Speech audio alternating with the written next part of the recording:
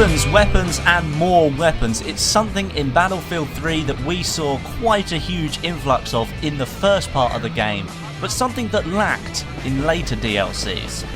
Now, I personally didn't see any problem in them only releasing 20 new guns for Battlefield 3, considering how many guns are actually in the game anyway, but some people thought there just weren't enough for them to play with. So moving forward into Battlefield 4, I can safely say that there are going to be quite a huge number of weapons in the game. Think about, we've got 3 factions, which means we're going to be seeing 3 sets of faction-specific weapons.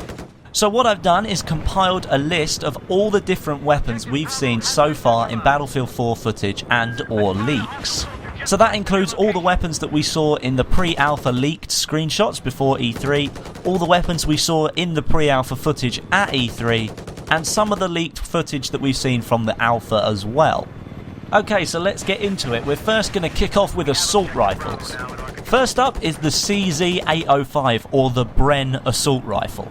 This gun originates from the Czech Republic and was built in 2009. It's currently in use in 3 countries, the Czech Republic, Egypt and Moldova.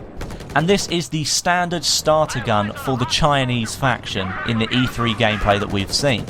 Next, we're looking at the QBZ95, or typically just called the Type 95 automatic rifle. The assault rifle is of Chinese origin and it's currently in use in China, Cambodia, Myanmar, Pakistan and Sri Lanka. It uses a bullpup design and was first seen in use by the Chinese army in 1997. And the third assault rifle is the AK-12. This is a Soviet assault rifle and is a variant of the very popular and nostalgic AK-47. It's not currently in use by any armies around the world, and it's currently in testing in Russia at the moment. Okay, so next we're going to move on to PDWs, because of course now in Battlefield 4, PDWs are the set weapons of the engineer class. So the first one up is the P90, so I'm not really going to talk about that one very much as we already know it from Battlefield 3, but moving on to the second one is the CZ3A1, or the Scorpion Evo PDW. Again, this weapon has its origins in the Czech Republic and is used by the Czech Republic and Egypt in its forces right now. In real life it has 3 selected fire modes, of course fully automatic, burst fire and single shot. I haven't seen that in the Battlefield 4 gameplay, but I can imagine it's going to be in there. Moving on to another weapon that we've already seen in Battlefield 3, we've got the UMP, so I'm just going to sort of skate over that one, and we're going to move on to the MX4 Storm PDW. Now so far we've only seen this on a leaked dog tag from Battlefield 4, so I'm not sure how genuine this one actually is. There's a picture come up on the screen right now to show you what I'm talking about, but here's a little bit of a background about the weapon. The gun is made by Beretta, which of course is an Italian weapons manufacturer, but is currently only in active use in India. So now we've had a look at all of those engineer weapons, we're going to move along to the LMGs, which are available for the support class. Starting off, we're going to have a look at the Ultimax 100 MK5 LMG. We first saw this weapon at the Xbox One reveal during the Angry Sea single player footage. The Ultimax is built in Singapore and is built to have extremely low recoil, which makes it extremely accurate. The gun is currently in use in the nations of Singapore, Croatia and the Philippines. Next, we're going to have a look at the QJY88, or for all you guys who play Battlefield 3 out there, that's just the Type 88 LMG. Once again, we're quite familiar with this weapon, so I'm sort of just going to skim over it. And again, we come to the M249 SAW, so we're sort of just going to skip past that again, as we already know how it really performs in Battlefield 3. There's nothing new here. So we finish with the LMGs, we're going to move on to the bolt-action sniper rifles for the Recon class. First of all, we're looking at the SV98 and the M40A3. Now, of course, these were both in Battlefield 3, so I'm not going to talk about them too much, but for me, I'm very happy to see them back in Battlefield 4. They were my 2 favourite bolt-action rifles from Battlefield 3. Next, we're looking at the Scout Elite. This weapon has its origins in Austria and is built to be a lightweight and versatile sniper rifle.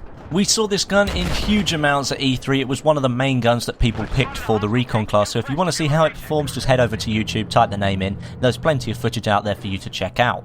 Okay, so we're nearly at the end of the Recon class, but finally we come to something that I've really wanted to talk about.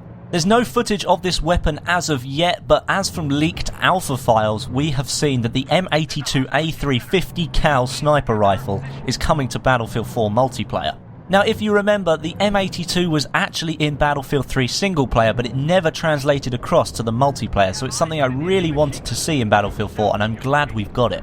Okay, so that's all the class-specific guns covered up. We're now going to move across to the pistols. I'm going to skip over the M9, we pretty much knew that was going to be in there anyway, so we're going to move on to the QSZ92. This is the Chinese version of the M9, essentially. It's pretty much the standard pistol that you get for the Chinese faction.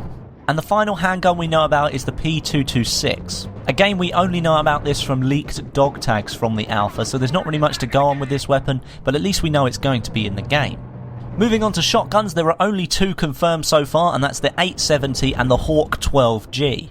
Now, something that's really interesting about these two weapons is they're pretty much identical. Of course, the 870 is by Remington and it's of American origin. Now, the Hawk 12, well, we're going to call it the Hawk 12, but its official name is the NOR 982, is a complete carbon copy of the 870 due to the fact that the Remington no longer hold the patent for the design of the 870. It's been disbanded.